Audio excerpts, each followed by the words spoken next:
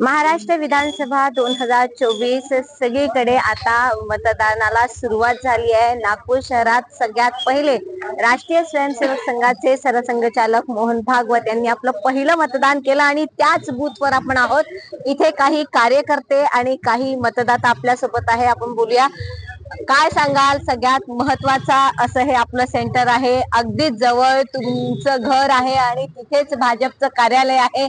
कशी राहिली ही पूर्ण जो कार्यकाळ होता, ही मागची जी 20 दिवस होती, ही कशी वाटली तुम्हाला? की कुठल्या मुद्द्याला घेऊन महाराष्ट्राच्या या मध्यमध्ये काय तुम्हाला वाटतंय, काय सांगाल?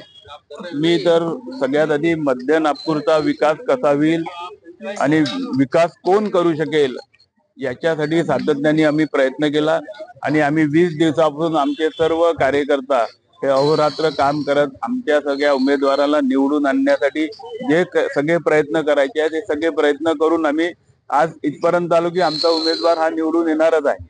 पण आम्ही आमच्या सर्व कार्यकर्त्यांचा त्याच्यात सहभाग आहे, म्हणजे महिला असेल, युवा मोर्चा असेल, पूर्ण म्हणजे आपल्या सगळ्या आघाड्या असेल, या सगळ्यांनी खूप प्रयत्न केला आणि सगळ्यांनी खूप मेहनत घेतली आहे। या मेहनतीचं फळ आपल्याला 23 तारखेला दिसणार आहे। बिलकुल, मेहनतीचं फळ तर दिसेल, पण हे मध्य नागपूर जे आहे, या मध्य नागपूरमध्ये कितीतरी प्रकारच्या रॅल्या आणि घरोघरी लोक गेले, घरोघरी किंवा चुहा बैठक प्रकरण पण या मध्यमध्ये झालं।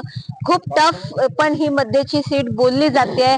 एकंदरीत नागपूर शहराचा पूर्व पश्चिम उत्तर दक्षिण दक्षिण पश्चिम आणि मध्य हा जर विचार केला तर कुठली सीट जी आहे तुम्हाला ही देशासाठी महत्वपूर्ण आणि नागपूर शहरासाठी महत्वपूर्ण वाटते? निश्चितच देशासाठी आणि आपल्या नागपूरसाठी महत्वाची सीट मध्य नागपुरी ठरल्या जाते, कारण तिथे संघ मुख्यालय पण इथेच आहे आणि एक उत्साह आहे। 3 वर्ष आमच्या 3 टर्म आमच्या विकासभाऊ कुंभार यांनी दिवसरात्र काम केलेलं आहे आणि आता नुकतेच प्रवीणजींनी पण सगळ्या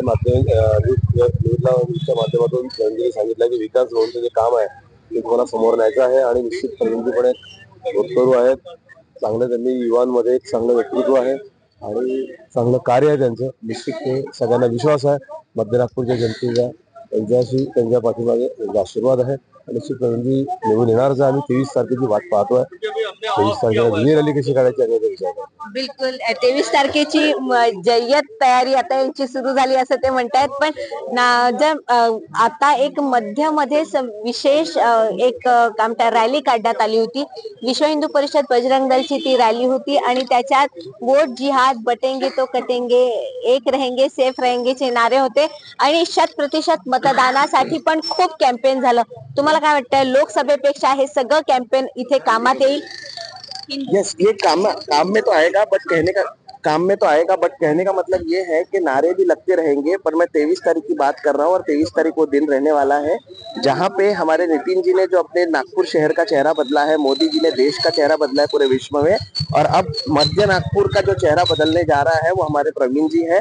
निश्चित रूप से बीजेपी अग्रसर है ये काम करने में और आपको 23 तारीख को ये चीज पता चल जाएगी जो मैं आज 20 तारीख को कह रहा हूँ। और जिस हिसाब से ये जो नारे लग रहे हैं ये हमको दिख रहा है देश बट रहा है, उसको बटने नहीं देना है। एक रहेंगे तो सेफ रहेंगे और देश उसी तरीके से आगे बढ़ता रहेगा और बीजेपी और प्रवीण जी निश्चित रूप से आके आने वाले 5 साल में मध्य नागपुर और देश का चेहरा बदलने वाले हैं, नागपुर का चेहरा बदलने वाले हैं। बिल्कुल, भारतीय जनता पार्टी की जो पूर्व नगर सेविका है अपने साथ है, श्रद्धा ताई, क्या बताएंगे? एक और महिलाओं को लुभाने के लिए ही जो है वो पैसे दिए जाते हैं, महिलाओं को लुभाने के लिए ही उन्हें जो है वो बस का भाड़ा जो है वो आधा किया जाता है, टिकट आधा लिया जाता है और एक और महिलाओं को ही टारगेट कर कहा जाता है कि हाँ, महाराष्ट्र में वोट जिहाद भी होता है और लव जिहाद के भी 1000 से अधिक केसेस है, ऐसे देवेंद्र जी ने कहा है। आपको क्या लगता है, वोट जिहाद हो या फिर लव जिहाद हो या फिर महिलाओं को लुभाने के लिए स्कीम है, महिला कितनी सक्षम है इन सभी चीजों को निभाने के लिए? या सगळ्या गोष्टींना सांगायला तुम्ही काय सांगाल? कारण मराठी आहे, मी मदत पहिले हे म्हणेल की तुम्ही जे लुभाने केली आणि लालूच दाखवलं असं म्हणाल, याचा तर मी स्वतः त्या वाक्याला खोडणार आहे। महिलांच्या सक्षमीकरणासाठी ज्या योजना आणल्या, लाडली बहीण असेल, अर्धी तिकीट असेल, रेशन असेल, ज्या काही गोष्टी आहे आणि मुद्रा लोन सारख्या सुद्धा मोठ्या प्रमाणावर महिलांना आपण सोयी दिलेल्या आहे की त्यातनं महिलांनी व्यवसाय उभे केले आहे. त्याच्यामुळे महिलांनी स्वावलंबन स्वतः पत्करावं, स्वतःच्या पायावर उभं राहावं, स्वतःची ओळख बनवावी, याकरता सगळ्या या योजना आणलेल्या आहेत. कुठल्या मतदान त्यांनी करावं म्हणून नाही, तर महिलांच्या सक्षमीकरणासाठी या योजना आहेत असं मला प्रामाणिकपणे वाटतं आणि म्हणून सरकारने त्या राबवल्या आहेत.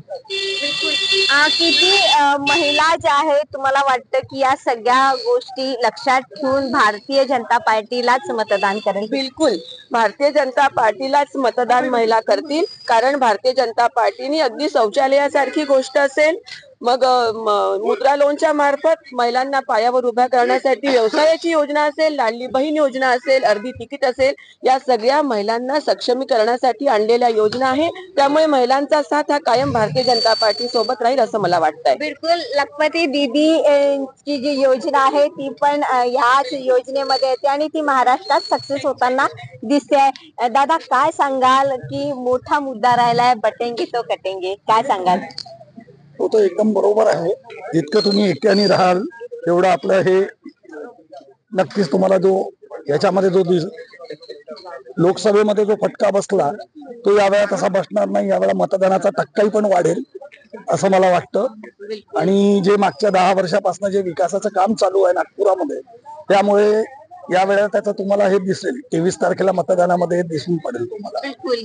ते आज जे आहे ते 100% मतदान जे आहे ते दिवसभर होणार आहे आणि किती लोकांनी मतदान केलंय यावरच पुढचा आकडा जो आहे तो येत असतो. आणि 23 तारीख हा प्रत्येकच पार्टीला वाटतं की आम्हीच जे आहे ते विजयाचे ध्वज लावणार, विजयाचे फटाके फोडणार. तर आता आजच्या दिवसात किती मतदान होतं यावर येणारी ही 23 तारीख ही अवलंबून आहे. स्नेहल जोशी, सुदर्शन मराठीसाठी, नागपूर, महाराष्ट्र. जय हिंद.